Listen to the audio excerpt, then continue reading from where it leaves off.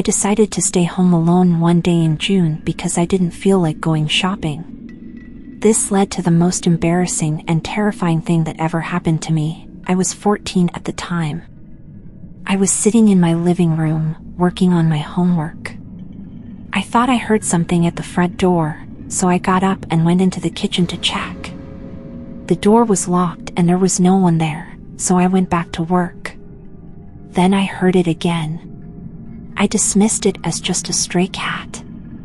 There are a lot of them around where I live. It continued, and then I heard the door open. From the living room, I would have clearly seen it if it was my family getting home. I hid behind the desk as quietly as I could. From there, I got a glimpse of the intruder as he walked into the living room, glanced around, and walked down the hallway. I knew that if I grabbed a weapon, he'd hear me, and I had no way of knowing what weapons he had.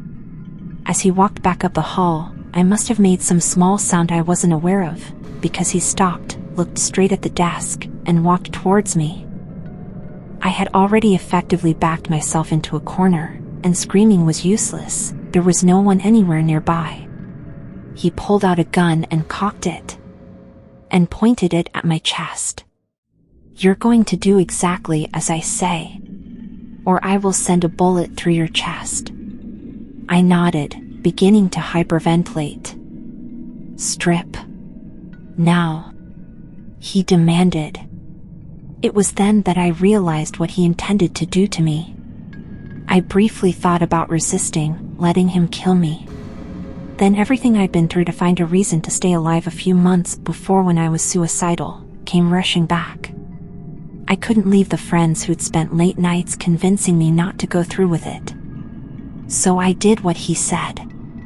It felt like days before he was finished with me, having made me go through every type of sexual intercourse that a male and a female could have.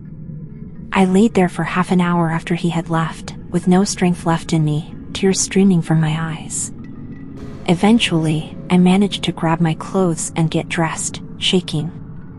I knew my parents would never believe what had happened, and would beat me for lying about such a serious thing, so I had to make sure they never found out.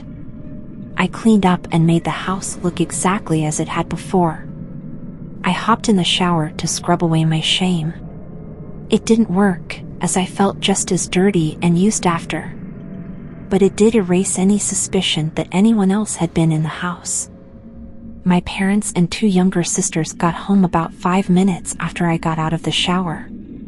I acted like nothing was wrong, and no one asked questions. That night, after everyone had gone to bed, I crept to the shelves. My father's whiskey was there, and I drank the pain away.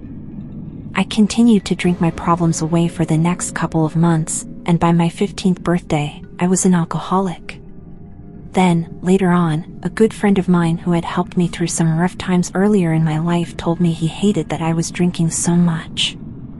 At this time, I told no one, except for another friend who usually knew what to do in screwed-up situations, and someone who'd found out by coercion. I resolved then and there to stop drinking.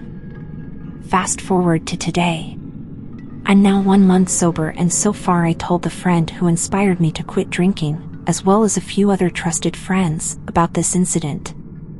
I am still recovering from the incident, but I can say that I'm getting closer to okay.